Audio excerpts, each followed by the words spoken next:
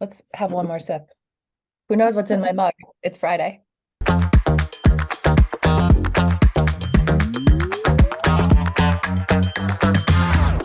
Hello, everyone. Thanks for joining us today. I'm Emma. I'm a content strategist at Dixon Schwabel and Company, and I'm joined today by Robin Lohkamp, one of our creative directors. Hey, Emma. Hi, thanks for joining. So today we are having this little Q&A. We're talking about how can brands truly stand out in a saturated market? With increased competition, what really showcases a company's differentiator? So this often leads to brands knowing they need to be transparent or authentic, right? But we're going to talk about that, and also what does that really mean? What does that look like for a brand to be authentic? And is that really possible? Because, this reminds me of that saying, show your scars, not your wounds. So I think that kind of applies here. So we're going to be talking about that today, but I want to preface this by saying this kind of topic came up at one of our meetings. We have some really cool meetings at DS+CO. We have a cross-departmental meeting where we have strategists, creative directors, sometimes copywriters or account leads all come together once a month to discuss trends and strategy and things like that. So this came up recently in one of those meetings. And I remember kind of thinking while we were all talking about it, this is great. This is really interesting.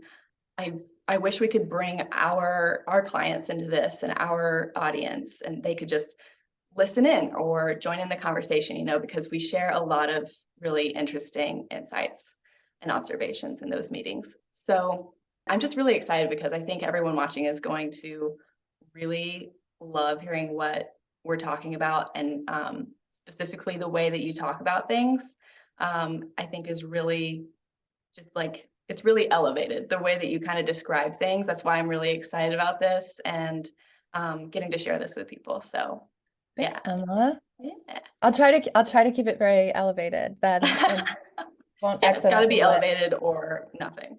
Yeah. Yeah. Yeah. So anything else you want to share there? Or are you ready to dive into our topic today? No, I think as I was, prepping a little bit for this conversation, I started thinking about how um being a mom and being a working mom, a working single mom, if you want to like layer in all the things, Right. has really given it's deepened, I think, my sense of empathy. And that's not to say that someone who's not a parent isn't deeply empathetic. I just, speaking purely from my experience and Mhm. my life and the things that are around me all the time. I think that it is probably the thing that makes me most authentic in my work is the kind of day-to-day imperfections and struggles and wins. Like talk about the scars and the wounds. I feel a little bit like I'm living in it all the time, literally from back in the days of kissing boo-boos to now where I'm watching, my kids, I'm a diehard lacrosse mom, and they're, getting a little bit injured and getting a little bit tougher for it and becoming more empathetic people from that as well. So I think that that's probably a thing that when we talk about authentic brands and how to be transparent and the importance of that, I very often draw from my own personal experience. Right. Yeah, I feel like it's definitely more common these days for people to accept that you can't just be yourself in your personal life and totally compartmentalize. You do bring yourself to work, and that is actually a really good thing for the reasons you just said. Yeah. It makes you more empathetic and therefore can make you a better marketer and creative director. So I think it's definitely a good thing for sure. Yeah. Yeah. I think just being a good human, right? Like if you're a brand who is also doing those things, you're Right. being a little bit transparent, a little bit awkward, a little bit those things that make us Yeah. human, that you're going to have a better relationship with your audience in the long run. Right. Right. So knowing our topic is about this, how brands can stand out against competition, how they can show who they really are, and be authentic. Uh, Yeah. I'm curious, do you get this question a lot? How often does this idea come up before a campaign kicks off? I think it starts even bigger. It starts even before that. How can we be authentic? It starts often with just trying to find a brand's position in the market and sort of within culture at large. So what is happening around us right now and where do they fit in? And then I think in order to get to that place, like in order to figure that out, we then look to insights that are born from data, potato, like we have this debate all the time. Right.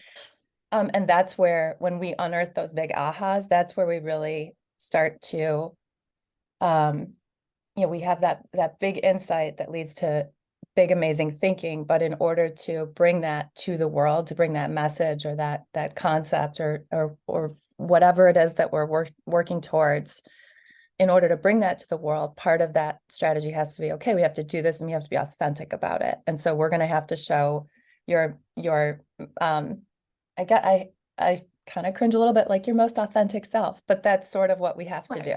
So how often do you get a lot of clients that might say that you're talking to about this for the first time that might say um, that they already know what their differentiator is, and then you kind of have to dig because the question is, okay, great, like what is it, and then you have to figure out, is that really it?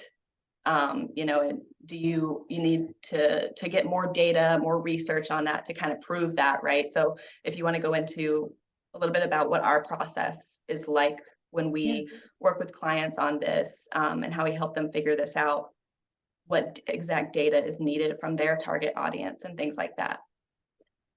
Yeah, for sure. I think we oftentimes will have work with a client, a company, a brand that has already defined their unique value prop or their unique place in the world.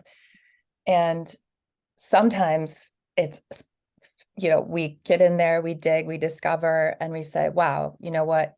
It truly is this thing or these things that make them stand out. But maybe more often, we end up uncovering that their value prop that they thought was this one thing is really something else entirely, because what they thought was unique feels genuine. I think that I'm sensitive to a company of incredible people who've done a lot of deep diving and self-reflection, and they come up with what they believe is a unique and differentiating position, Mhm. because they truly believe it. Then when you put that out up against what is really out there, what is the noise in the market and in the world, and you say, you know what, actually, you're not in the space you thought you were in. This isn't where you're truly going to stand out. Where you're truly going to stand out is in this other place, because this is what you're genuinely doing differently, or this is how you can genuinely solve a challenge for your audience that you didn't even realize you were solving this very human problem. We often have a UVP, that unique value proposition, as it's very businessy. And I think there's, Yeah. so like a business strategist is probably going to cringe on this, or a business development person, but Don't watch, to all the business strategists out there, don't watch this part. Just, walk away, go get a cup of coffee or something. Go ahead.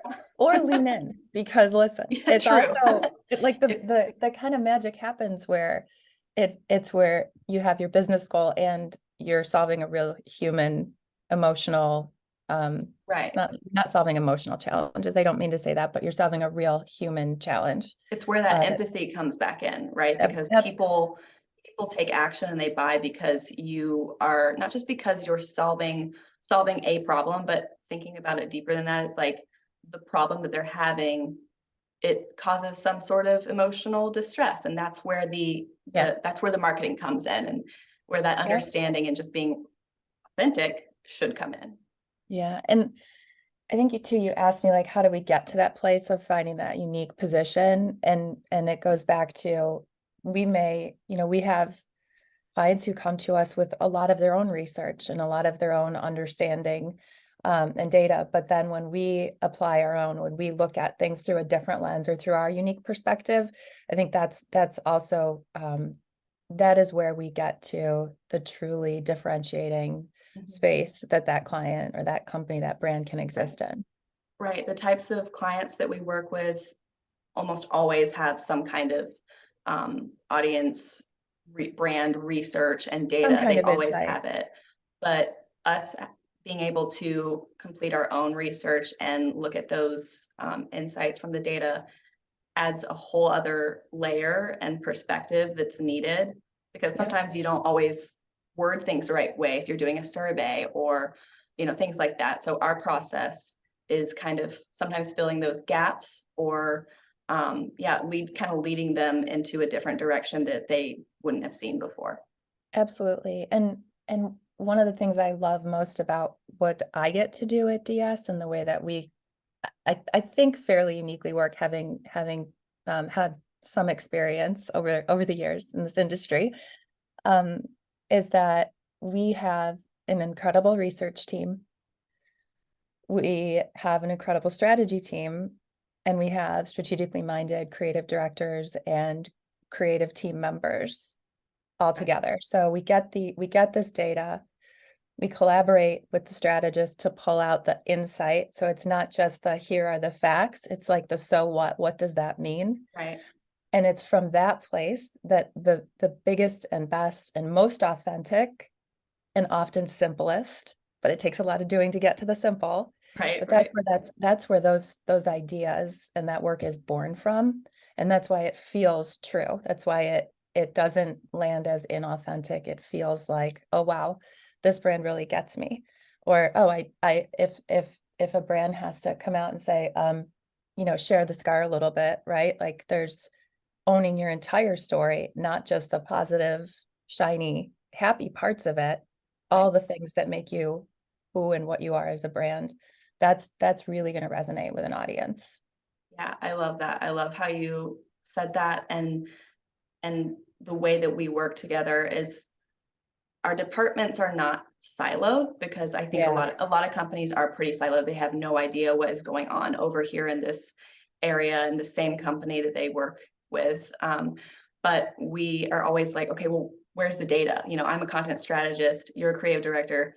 We're always like, where's the where's the data before I answer that question, or before I go creating, a deck about the brand or anything like that. We always ask for the data first. We always communicate, like you said, I need a strategist in here to, discuss what this means. And then you come in and you're like, well, let's make the target audience really love this. So Yeah. we just mesh really well together, and the outcome is always, it's really remarkable, I think, sometimes. It's So so much richer. Like people don't live their lives siloed. And it goes, I think, right. maybe back to how we show up at work is how we are, who we are at home as well. Those are not mutually exclusive. And so when you put those things together, we we ask a lot of questions of each other. We have a lot of healthy debate, I will say, and there can be tension. There can even be tension, not just among our team, but like with our clients. I think when we bring clients along into those conversations and we have those healthy, sometimes uncomfortable discussions Mhm. that may warrant a pivot or a change in direction or a little bit more self-reflection, a little bit more research, Yeah. that ultimately benefits everyone involved. Well, I think that that is such a great place to wrap up this Q&A on. So, thank you so much for joining me for this conversation. I think it's really important and insightful. If anyone wants to connect with us a little bit more, be sure to subscribe to our newsletter at the bottom of this page. Contact us at dixonschwabel.com/contact if you're ready to work with us. And yeah, I hope that we continue to do more of these, and kind of give everyone a quick sneak peek behind the scenes of what kind of things we talk about. So And Emma, just for the record, I also love talking with you. I also feel like you have a really elevated way and a point of view, and I love collaborating with you and being around you when you talk content strategy, but also strategy at large. I thank just think you. you have such a great perspective, and I appreciate you as well. Thank you. I appreciate that. All right. Until next time. All right, see ya. Bye.